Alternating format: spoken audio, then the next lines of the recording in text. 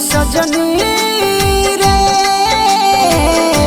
दर्द करे लागी सीना भिरिया बुलैले तिरिया चलैले मुश्किल भइले अब जीना भिरिया बुलैले तिरिया चलैले मुश्किल भइले अब जीना है। सुन सजनी रे दर्द करे लागी सीना सुन सजनी रे दर्द करे लागी सीना।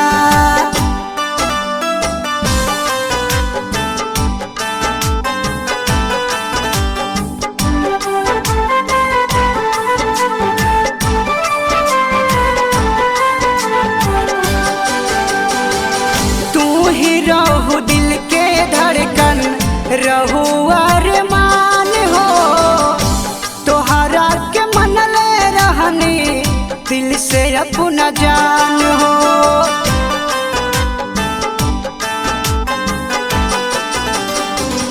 तू ही रहू दिल के धड़कन रहू अरमान हो तोहरा के मनले रहनी दिल से अपना जान हो।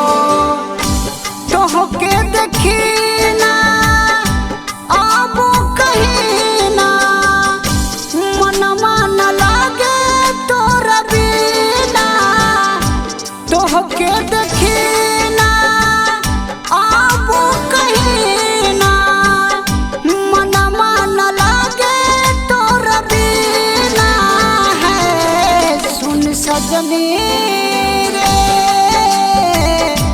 दर्द करे लागी सीना सुन सजनी रे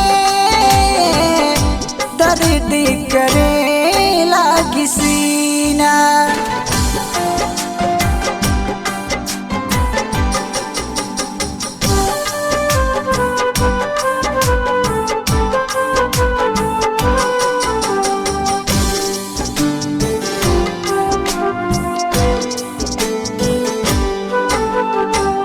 किरिया कसम खाके हमके भूल गईलो भइल का कसूर जान हमसे दूर भइलो।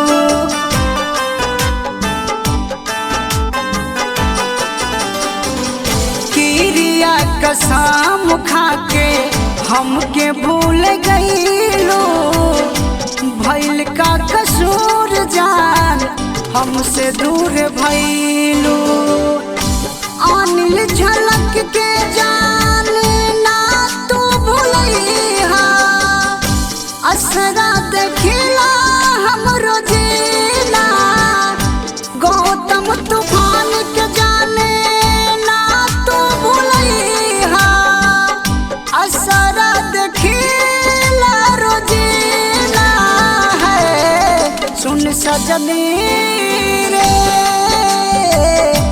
दर्द करे लागी सीना सुन सजनी रे दर्द करे लागी सीना।